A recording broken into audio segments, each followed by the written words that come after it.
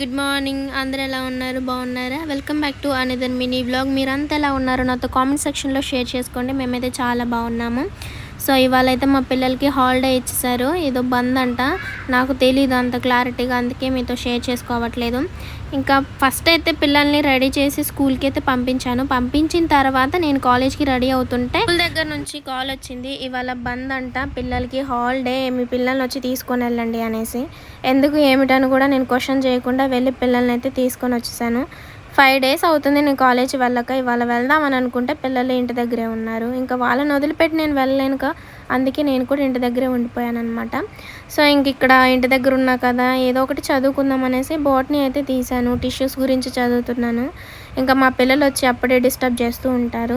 మామూలు అప్పుడు ఎవరు రారులే, కానీ ఏదైనా పని మీద ఉన్నప్పుడే మా పిల్లలు వచ్చి అదేంటి మమ్మీ ఇదేంటి అని అడుగుతూ ఉంటారు. ఈ వీడియోకి అయితే లైక్ చేయండి, నచ్చితే మాత్రం